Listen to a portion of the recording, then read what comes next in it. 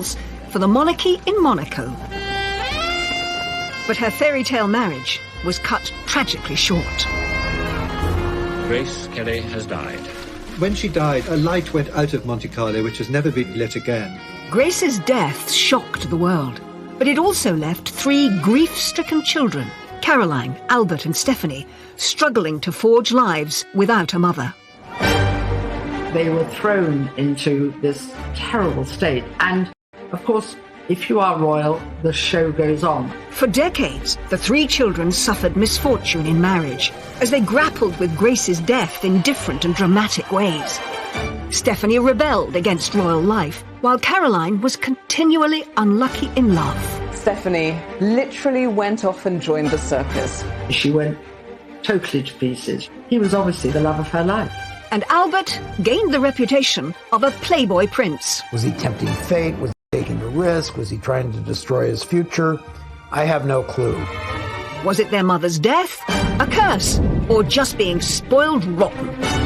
For the rest of eternity, none of the Grimaldi family would have success or love or happiness in marriage. When you perceive that, your mother was the greatest gift to Monaco, it must be really difficult to work out your place in that story. Will I ever measure up?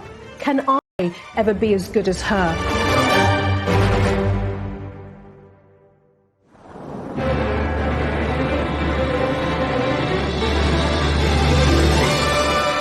Grace Kelly had 3 children, Caroline, Albert and Stephanie. Born into one of the wealthiest royal families on the planet, their assets are rumoured to be worth over $1 billion. Grace Kelly's 3 children were brought up in a vacuum. They were brought up in a bubble. Their life has been one of fabulous wealth and luxury, polo, lunches, champagne and indulgence. Despite their lives of luxury, there were challenges for all 3. The 3 children have all had their ups and downs. They've all had their fair shares of marital difficulties and tragedy. Every family has its trials and tribulations. The huge difference between ordinary folk and the royal family is that there's this spotlight onto them, and the press is always waiting to expose any of these things. The family suffers from what lots of rich, famous families do. I'd say they have more money than sense. But growing up in the House of Grimaldi might not be the fairy tale it seems. On the 23rd of January, Knight was born. She had to always be the good girl, to observe protocol, to do the right thing, to say the right thing, all at the right time. Grace, because of her own childhood, was a strict disciplinarian, so she spanked her eldest daughter for being naughty, and she once said, "I spanked her every day." Albert came along just over 12 months later.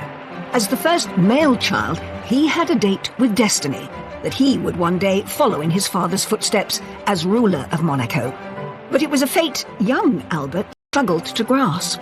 When asked what he'd like to be, he said he wanted to be a cowboy. He found it very hard to sort of engage an ambition for himself, since his role in life was very much laid out before him.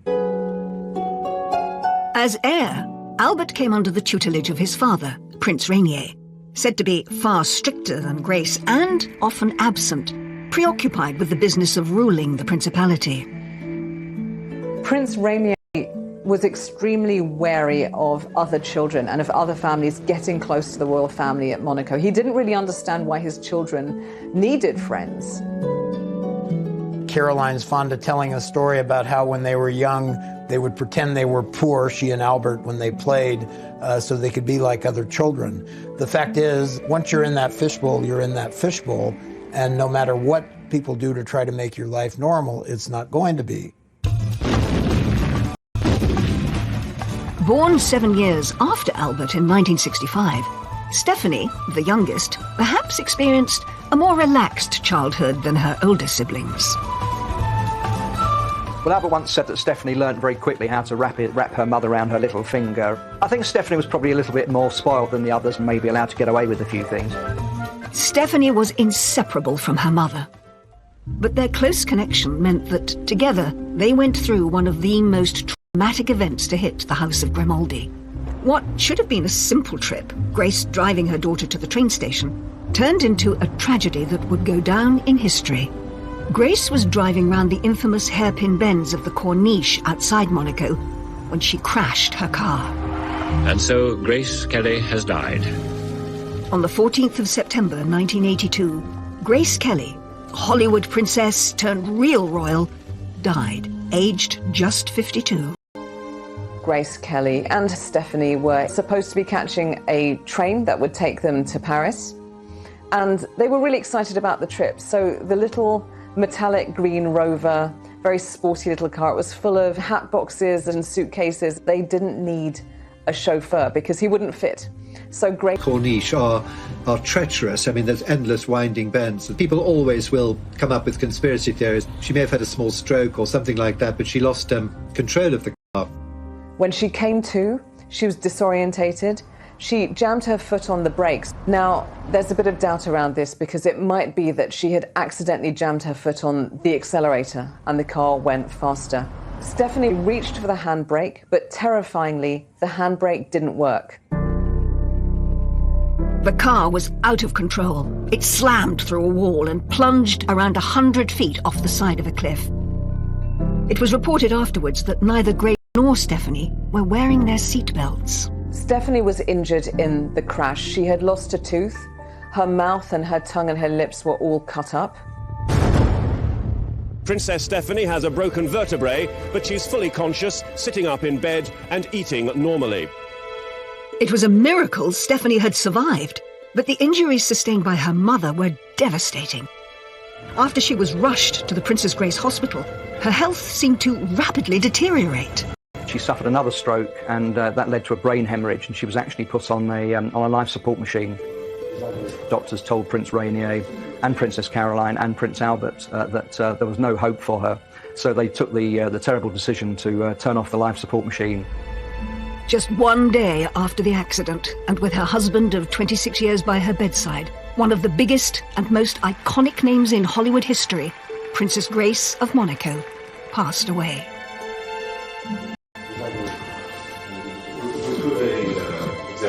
Globally, people were very upset. Grace Kelly had been really the brightest light of Monte Carlo.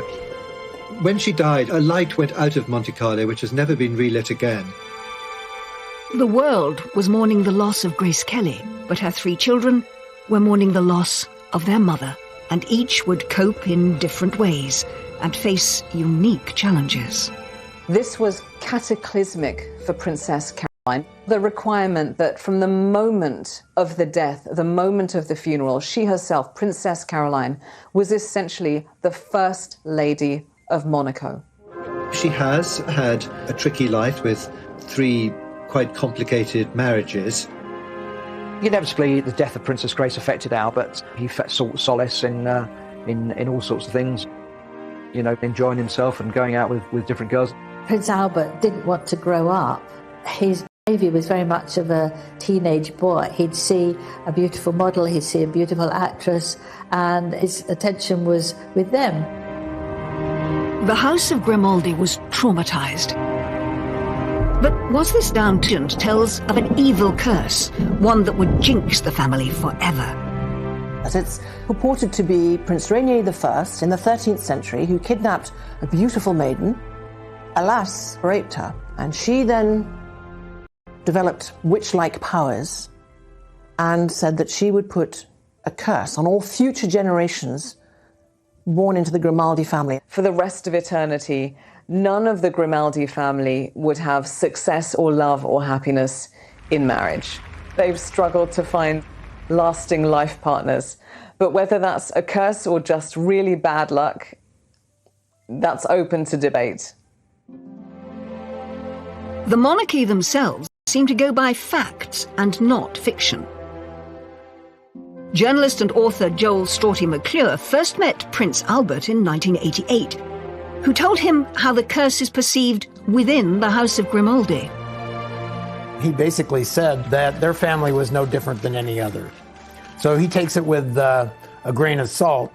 And, you know, Prince Rainier, his father, also said that we have the same faults, defects, and attributes as any other human beings. Just because we're royals does not make us immune. Despite rejecting there being any truth in a curse, it has still been an unfortunate shadow hanging over them. None more so than Stephanie, whose life was thrust to the forefront of public attention in the aftermath of the crash. She's talked about to the media about the weight that having that blame put on her has affected her life. And the trauma of her mother's death seemed to send the princess down the path of a royal rebel. She literally went off and joined the circus, she and her kids.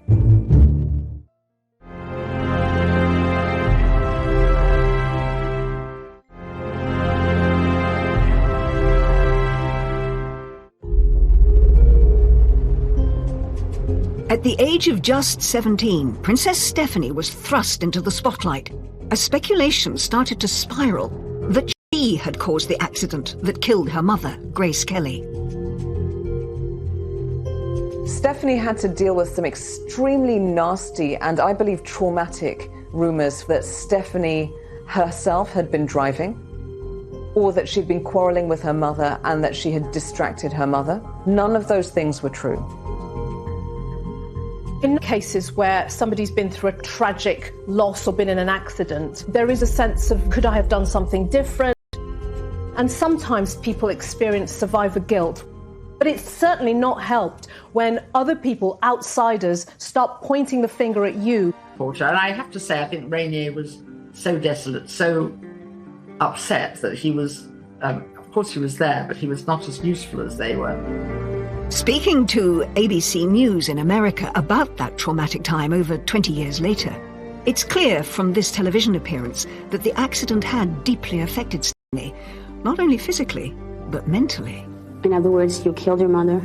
It's hard enough even, losing your mother and then being blamed for it. I mean, it's terrible. She's talked about to the media about the weight that having that blame put on her has affected her life. I think it's a terrible thing that she went through. It was just a very freak accident. Stephanie's brush with death and the trauma of the sudden passing of her mother seemed to instill in her a desire to live life for the moment.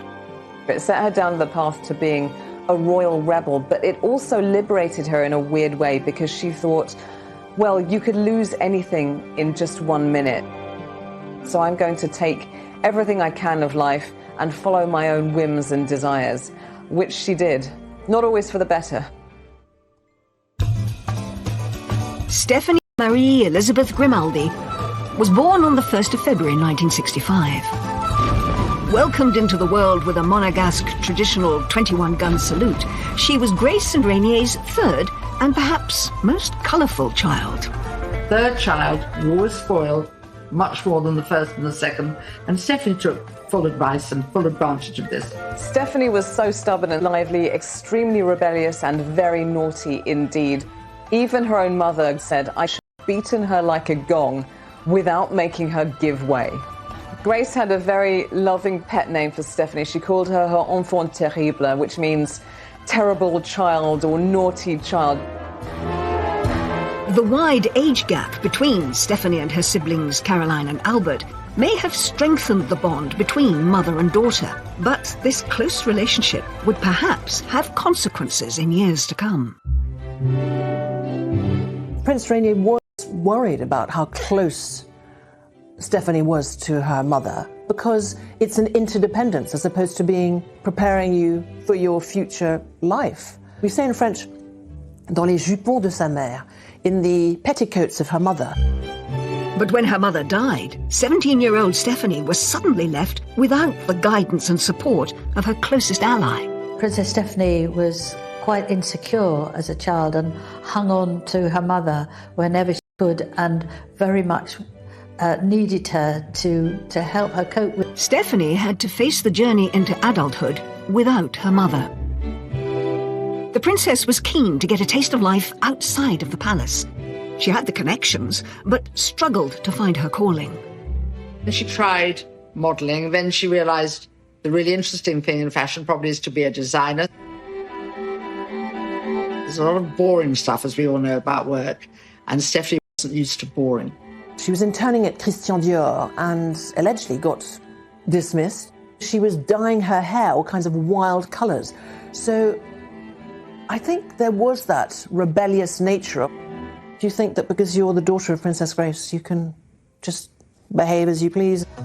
With no career choice seeming to stick, Stephanie tried her hand at music. A diversion from the conventional look and path of a princess, Stephanie released her first single in 1986, Urago.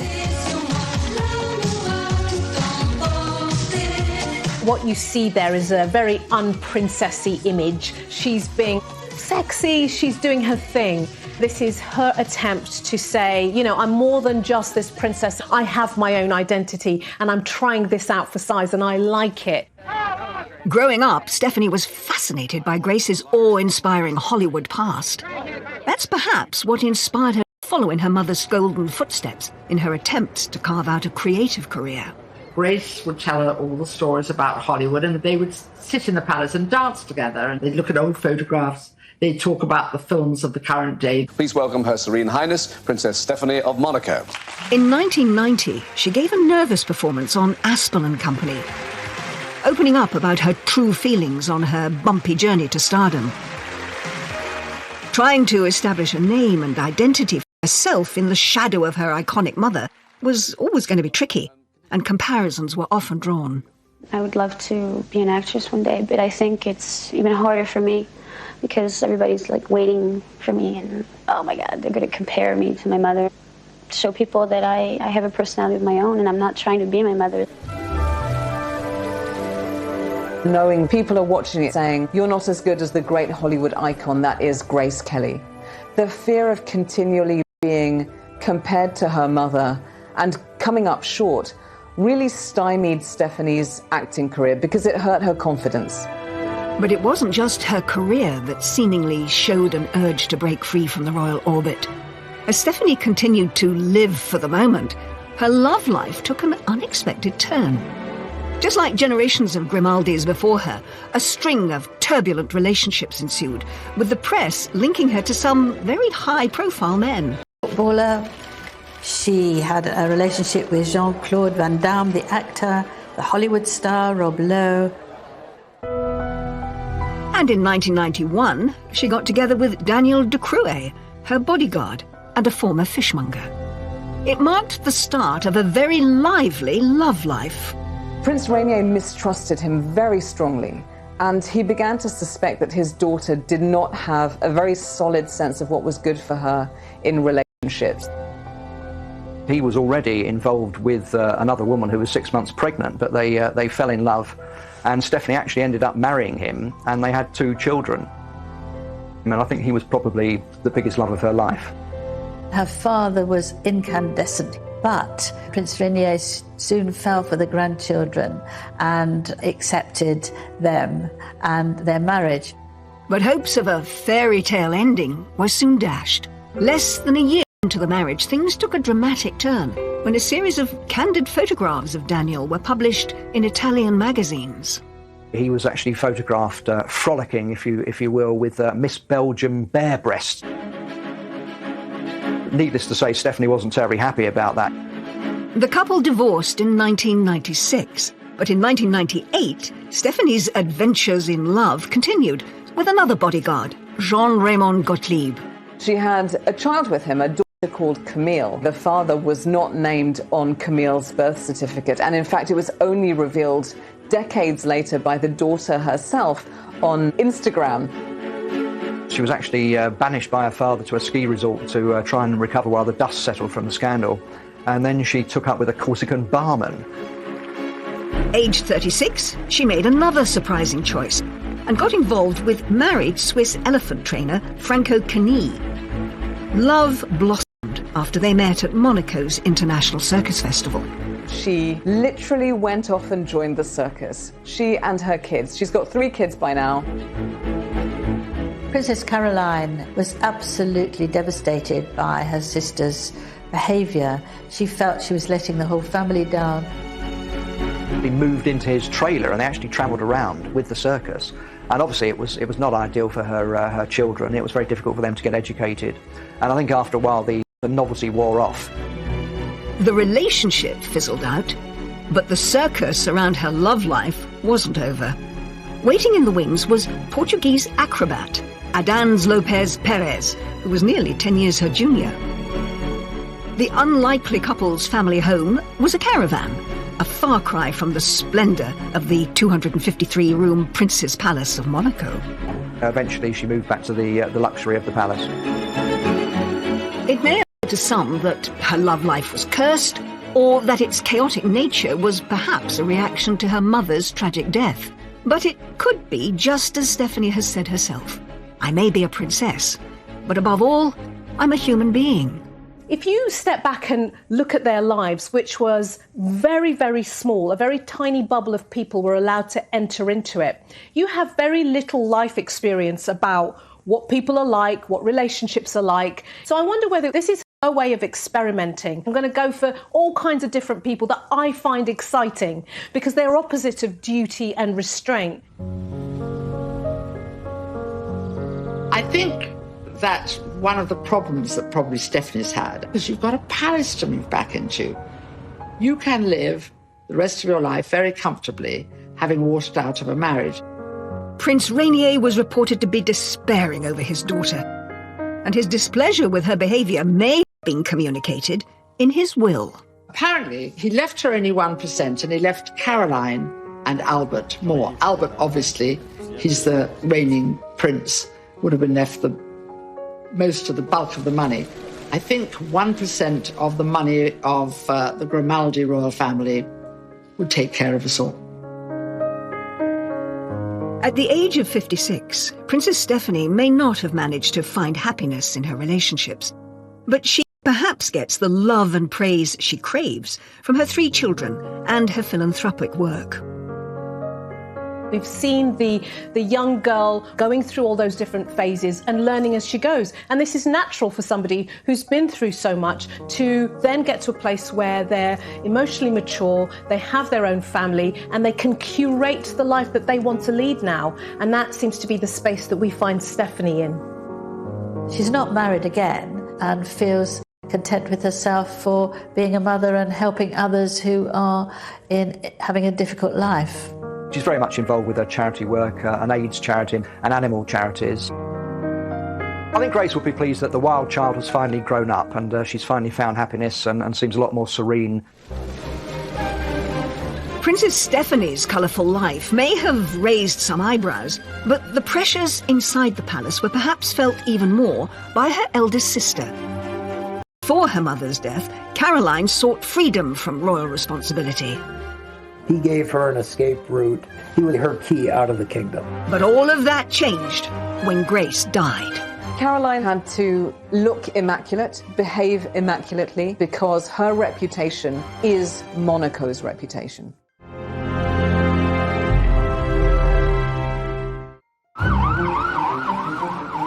Princess Caroline was only 25 when her mother died, and her role in the royal family changed overnight. No one could have predicted that she would have to take the reins so young. This was cataclysmic for Princess Caroline. The requirement that from the moment of the death was essentially the First Lady of Monaco. Eyes of the world were on her and she couldn't put a foot wrong. She immediately had to learn and reflect all of the royal protocol. She had to look immaculate, behave immaculately, provide no grounds for any possible criticism because her reputation is Monaco's reputation. Caroline was stepping up, something her sister, Stephanie, would well. It was a far cry from the lifestyle she'd become used to in her university days in Paris.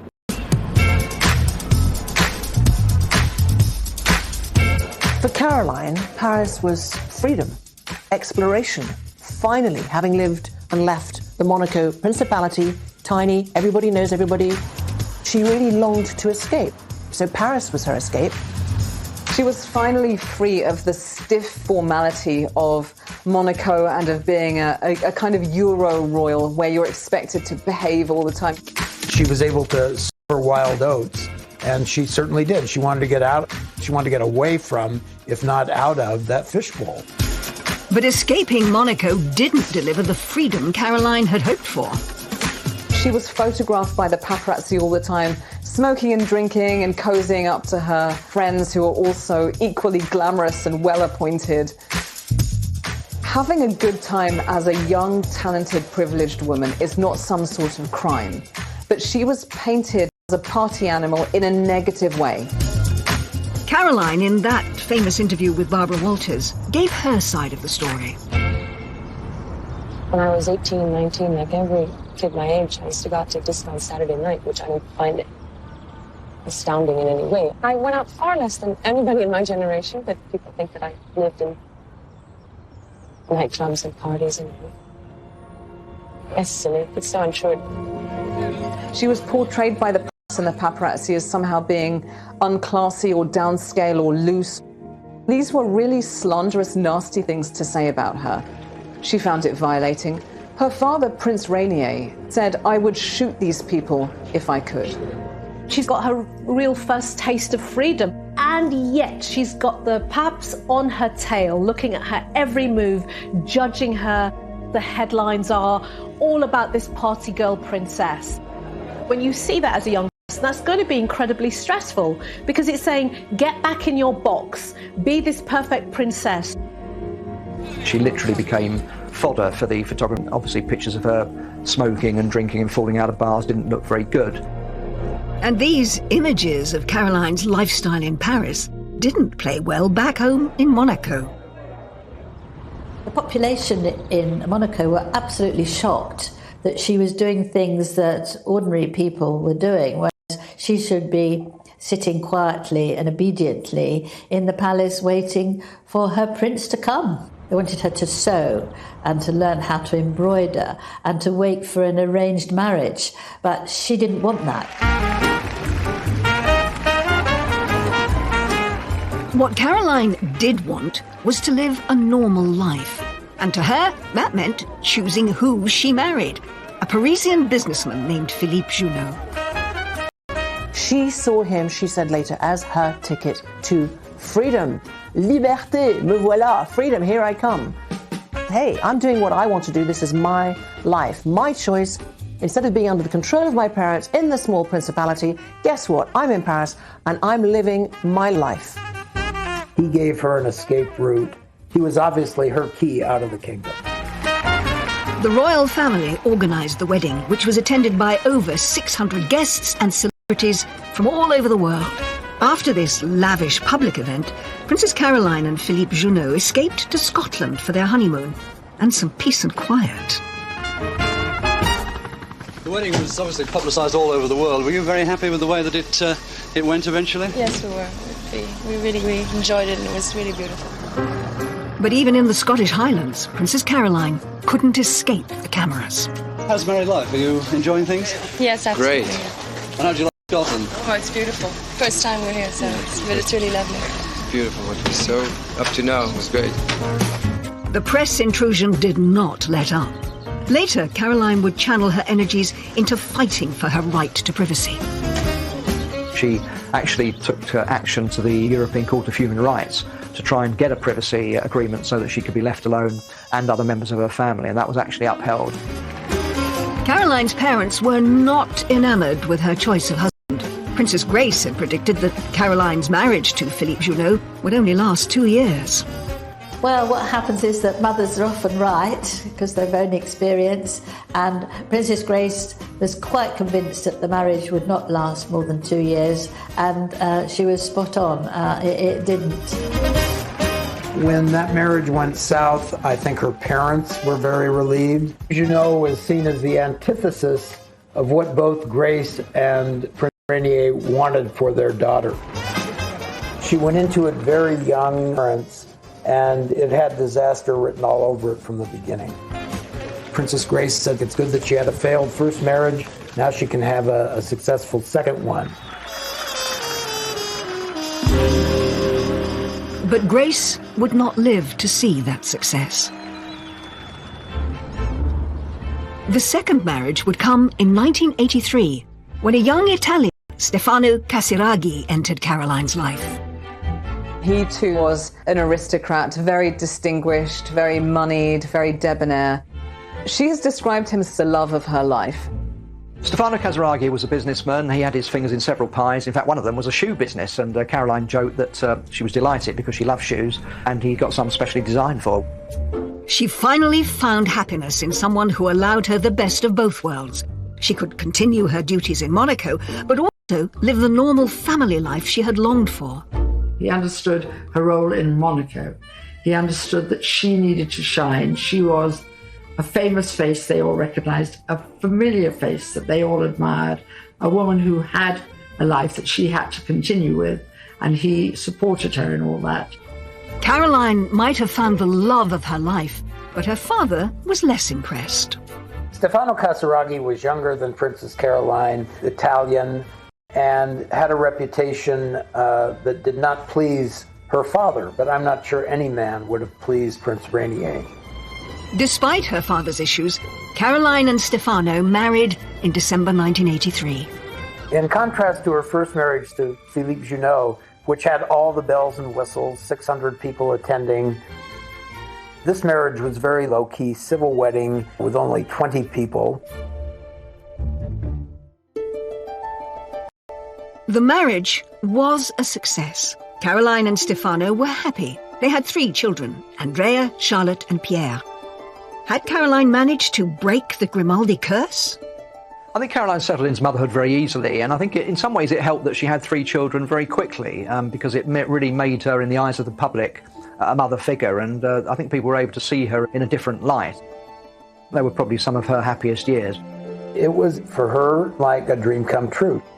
He was a great companion and a great husband from her point of view. He was quite happy to be in the background, but a great family man. The children all adored him. Caroline was in the midst, when she married Stefano Casiraghi, of being Monaco's first woman. And that role would not end, of course, until Prince Albert took a wife, and those obligations were shared, if not dropped. I think that she continued willingly to fulfill her princessly obligations to the country, a mother, but she fought on. She did what she was supposed to do. In October 1990, Stefano was competing in a powerboat race in Monaco, a sport at which he excelled. Usually, Caroline would be cheering him on, but that day she had an important meeting in Paris. She decided to go to Paris and approach her first husband, Philippe, and ask if he would agree to an annulment. Princess Caroline wanted the annulment because she had found a man she really loved, she had his children, and she wanted to move on. She wanted to draw a line under her past life. She wanted her children to be recognized by the church instead of considered illegitimate. So she petitioned endlessly, tirelessly, the Catholic Church to annul that marriage.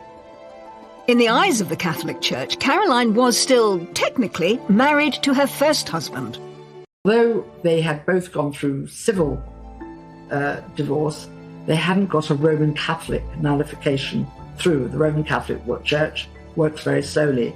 And she'd hoped that Junot, who by then also had remarried and had a child, would be very keen for this to happen as well.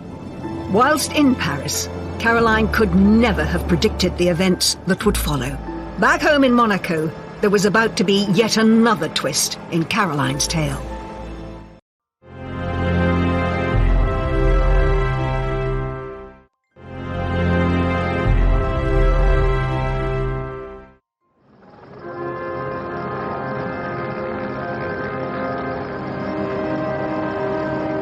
In October 1990, Princess Caroline was in Paris, and her husband, Stefano, was competing in a powerboat race in Monaco. During his race, Stefano's boat capsized, and he was killed, leaving Caroline widowed with 3 young children. The irony, of course, in Stefano's death was that this was going to be his last time of boat racing. He decided it wasn't safe and that he was going to give it up and turn to shipbuilding, which would be much safer. It was a very responsible decision if he was father of 3 children, but tragically, it was not to be. Caroline's world had fallen apart again. The man she had found who could support her in her royal role was gone. Here she is moving forward with her future. It looks positive, it's hopeful, it's going in the right direction.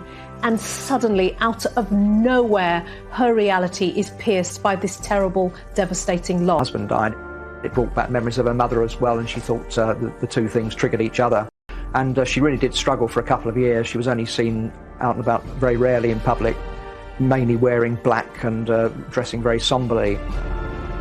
There's an interesting shift in family dynamics when Princess Caroline then looks to her father and leans on him and expects him to step up emotionally for her, just as she stepped up to him when her mother died. Stefano's funeral took place at Monaco's Cathedral of St. Nicholas, the same place Caroline's mother's funeral was held. Princess Caroline's world fell apart. It didn't fall apart in a messy way. It fell apart in a royal way, which is worse because all of that suffering and pain and horror, you can't really express it at all. So it's all happening on the inside. It was really a very sad sight for anybody to witness. I don't think I've ever seen a woman become more dejected, upset, transformed, gaunt than Princess Caroline was in the aftermath. It was just another tragedy to hit the Grimaldi family. On top of everything else, Caroline's marriage still wasn't legitimate in the eyes of the Catholic Church. Not only had she lost Stefano, but her marriage to Stefano wasn't recognised. And I think during a period of dreadful loss, that would have been another layer of grief. That this is the love of my life, and our union isn't even recognised yet. It would take a decade for the situation to be resolved.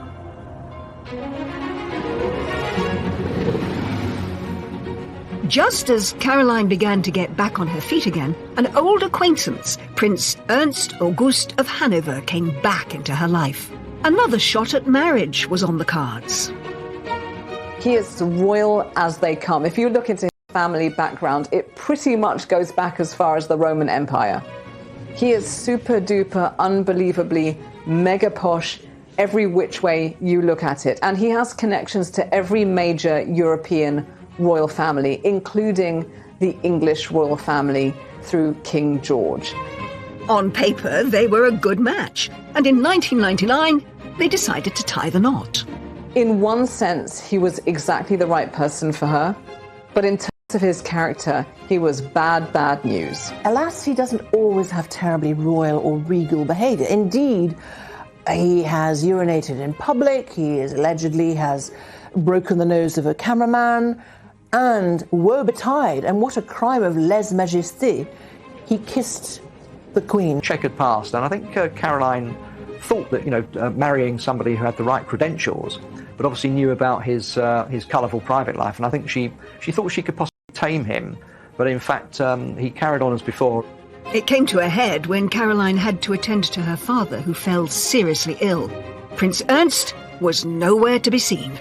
He actually was in a coma in hospital, brought on by heavy drinking, and at one point he was actually hovering on the brink of life and death, and so it was quite possible that Caroline was going to lose her father and her husband in the same week.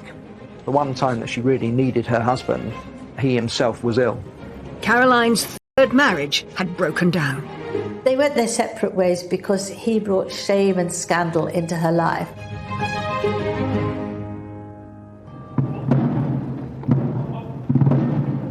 Meanwhile, Caroline was still saddled with the responsibilities of being First Lady of Monaco. No one could have predicted she would have been in this position for so long.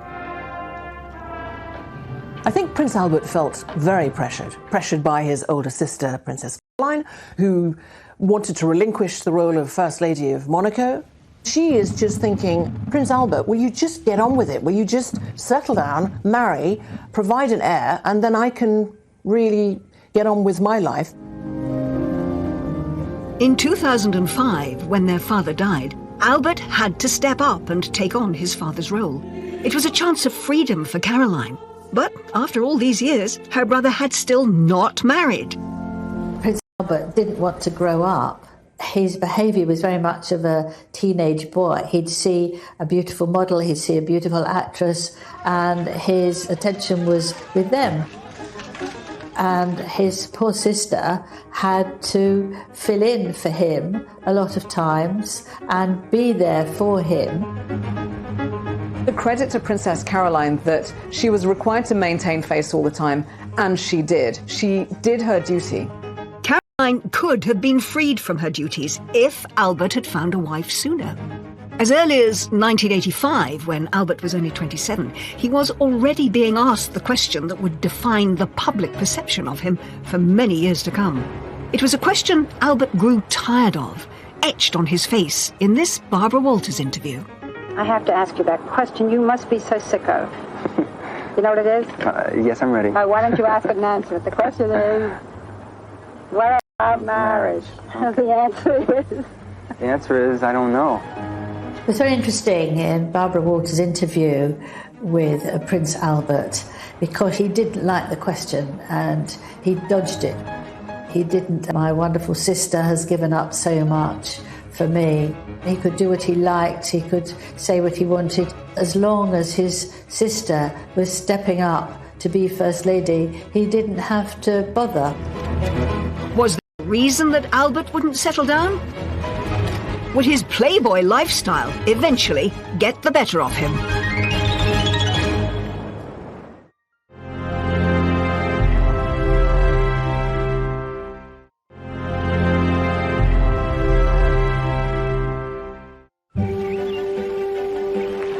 From the moment he was born, the second of Grace and Rainier's 3 children, Albert was destined to become ruler of Monaco.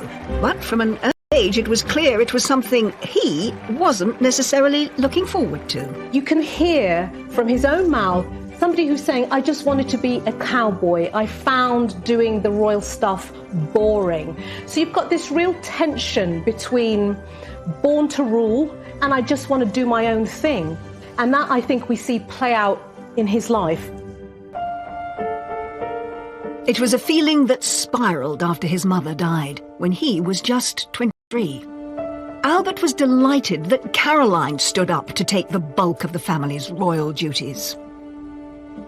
I always remember Prince Charles once saying that when it finally dawned on him that he was going to become a future king, it came as the most tremendous shock, and it must have been a tremendous shock for Prince Albert as well. And I think that's something which lives with them, and they try and forget about it for a while and pretend it's not happening. As long as his sister was stepping up to be First Lady, he didn't have to bother. Also knew that he did have a number of years where he could let his hair down. He didn't have much hair, but he could let his hair down. In particular, Albert compensated for the monotony of royal duties with the kick of adrenaline. He was a marksman, he was a very good swimmer, he actually took up judo, he became a judo black belt, skiing, and he actually took part in the Paris to Dakar rally, although he didn't actually complete it. And in fact, he's the only royal that I know of who's actually been to the North Pole. So he was quite an action man. Albert may have been inspired by his grandfather's sporting prowess. Grace's father, Jack Kelly, had won 3 gold medals in rowing across the 1920 and 1924 Olympics. Albert also had Olympic ambitions, but his involved a lot more speed. Prince Albert was interested in bobsledding because he said that it gave him a buzz and it made him feel as if he was alive. Albert established Monaco's first ever bobsleigh team, despite the Principality having no snow and no mountain. Championships. It wasn't easy at first, people couldn't even spell the word bobsleigh, let alone know anything about it, so we've come a long way. Albert competed in 5 Olympics, never coming higher than 25th. I spent a lot of time with Albert the bobsledder, and I felt that he was taking this as seriously as any athlete would take a competition. I was quite impressed. The sense of participating in an international event, especially a winter event, from a Mediterranean country, was really quite exciting for them. But when it came to ways of postponing responsibility, Albert's love life, as it was for his sisters, was perhaps even more adventurous than his sports. I can remember doing story for Cosmopolitan magazine in 1990 titled Prince Albert is Available. At that point, he was considered one of the most eligible bachelors in the world. He was linked with many girlfriends, Brooke Shields, Naomi Campbell, Claudia Schiffer, and many others. He was having a fairly hedonistic lifestyle and trying to forget that his destiny was eventually to take responsibilities. The prospect of Albert knuckling down and finding a wife to take on Caroline's duties as First Lady seemed remote. In 1987, former Playmate model and German actress Bea Fiedler claimed Albert was the father of her child Daniel. There was a certain amount of controversy about where the DNA for the testing had come, and a judge actually threw that case out, so that wasn't proven. Albert's risky behaviour seemed tailor-made to spice up what he described as boring royal duties. But it was clear his Hollywood mother's life and death also weighed heavily on him. What a fate to have Grace Kelly as a mother. I mean, that beauty, that charm, that vivid intelligence, that charisma. I think that Albert must have felt both the weight of the expectations on him and the public role that he was absolutely, clearly expected to play. I think what he got from his mother was not anything she said, but who she was and the way she carried herself and the way she herself had adapted to becoming Princess of Monaco. He certainly has a sense of calm and lack of drama and acceptance of things that seems to have come more from his mother than from his father. He certainly has a greater sense of equanimity than his sisters do. When you perceive that, your mother was the greatest gift to Monaco and was this beautiful, incredible actress who became, if you like, the perfect princess, it must be really difficult to work out your place in that story. Will I ever measure up? Can I ever be? In 2005, he was still unmarried and Caroline was still First Lady. Just 6 days before his accession came another bombshell that hinted that Albert wasn't going to settle down anytime soon. Prince Albert officially acknowledged that he was the father of 22-month-old Alexandra, an out-of-wedlock son with former flight attendant Nicole Cost. Well, there have been rumours before about love children, and he denied it. Another illegitimate child resurfaced in the week before he was actually going to be enthroned. And then subsequently the paternity suit actually turned out to be true. Albert was forced to go onto French television and face up in this stiff and uncomfortable interview. J'ai été extrêmement choqué par la façon dont cela a été traité et le moment tout à fait inopportun. Et vous attendez à d'autres révélations ou à d'autres campagnes de cette nature, puisque ça peut donner envie? Je sais qu'il y en a et qu'il y a d'autres personnes qui font les mêmes, présentent les mêmes, à peu près les mêmes cas. What has baffled me about that is why he was unaware of the existence of condoms. Was he tempting fate? Was he taking a risk? Was he trying to destroy his future? I would like to talk to him about it one day, and I don't imagine I ever will. Albert reportedly provided Nicole with $12,000 a month in financial support, as well as a $2.5 million house in the south of France. Alex would keep the Grimaldi name, but could not succeed Albert. I wonder whether in that position, he had no choice. It seemed like Albert might be about to put his Playboy past behind him, but it wasn't long before more revelations surfaced. Prince Albert had already had to admit to the existence of one love child. It turned out that he had yet another love child who was 14 years old. In the early 1990s, Tamara Rotolo, an American, had come forward and claimed that Albert was the father of her daughter Jasmine, and that was hushed up and he denied it. But in fact, a DNA test eventually proved that he was the father, and in 2006, a year after he'd become the prince, he actually admitted that he was the father of Jasmine as well. So it's like, all right, cards on the table, let's do this because I'm ready and willing to step up. Albert's admissions may have had another purpose. He'd recently started a relationship with a fellow Olympian, a South African swimmer that he'd first met 5 years earlier. Prince Albert met Charlene Wittstock at a swimming gala, and they immediately bonded over a shared love of sport. With what seemed like a clean slate, finally the way seemed clear for Albert to settle down. But Albert's love life was never plain sailing. There were all sorts of rumours that evidence of a third illegitimate child might emerge, and that Charlene was getting cold feet. There is speculation that Charlene Wittstock was to go through with the wedding.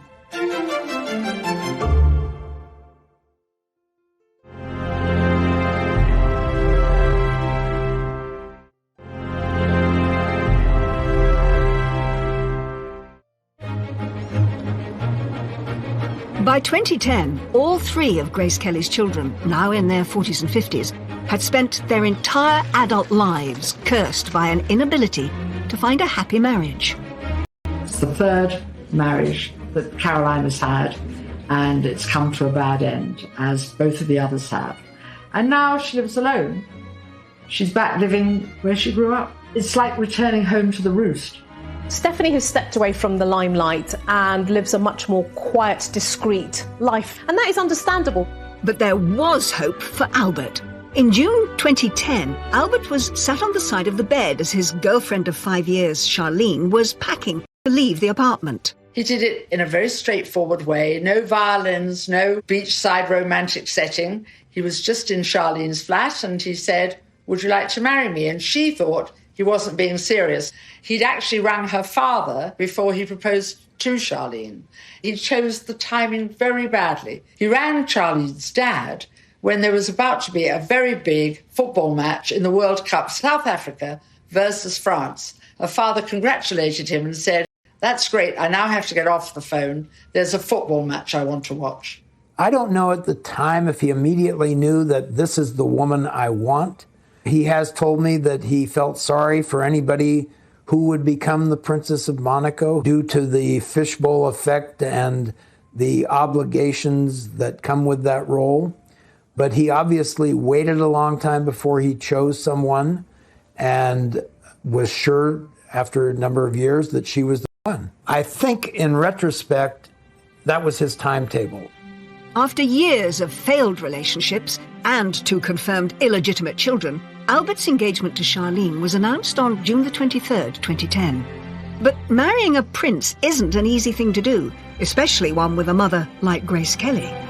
I think Albert was worried about the inevitable comparisons to Grace Kelly, and he was concerned that Charlene might not be able to cope with this, knowing that you're forever going to be compared to them and put on that pedestal. So it was quite a big decision to make. Grace Kelly had struggled with intense loneliness at the start of her royal marriage, struggling to come to terms with being a princess.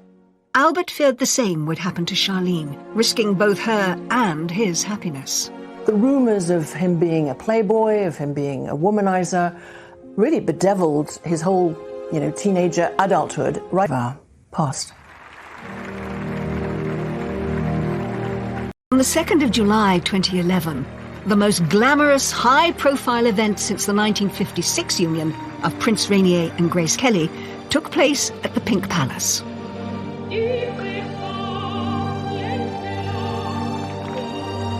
It was a spectacular affair. There was entertainment by Jean-Michel Jarre and the Eagles, and it was reckoned that the whole thing cost about $65 million. It was quite an extravaganza. But despite the glorious weather and the smiling congregation, the rumours swirled again, and a happy future looked far from assured. In front of the full glare of the palace cameras, Charlene cried uncontrollably. What did not fail to hit the headlines and get an awful lot of coverage is the fact that she appeared to be crying on her wedding day. The royal couple publicly denied that Charlene was an unwilling bride, after tabloids had circulated rumours that Charlene had been spooked by talk of a third confirmed love child for Albert. That wasn't in a cathedral as his mother had been. That was actually in a courtyard at the palace as well. It rather feeds into the narrative that Charlene was slightly worried about what was happening.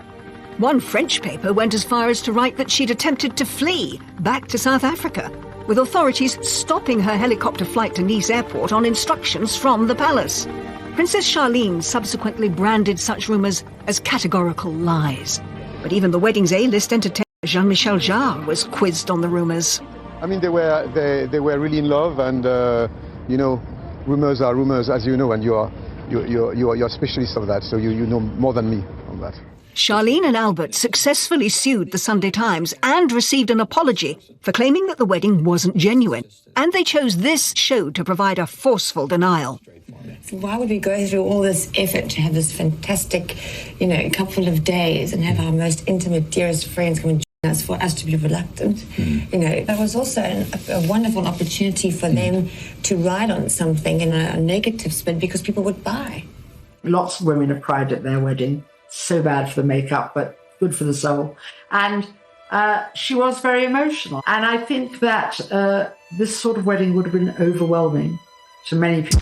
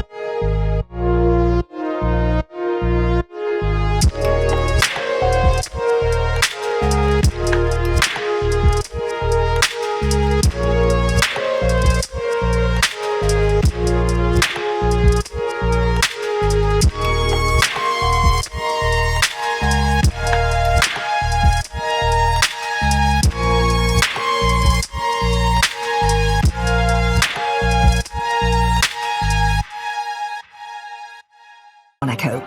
But it was a fate young Albert struggled to grasp. When asked what he'd like to be, he said he wanted to be a cowboy. He found it very hard to sort of engage an ambition for himself, since his role in life was very much laid out before him. As heir, Albert came under the tutelage of his father, Prince Rainier, said to be far stricter than Grace and often absent, preoccupied with the business of ruling the principality.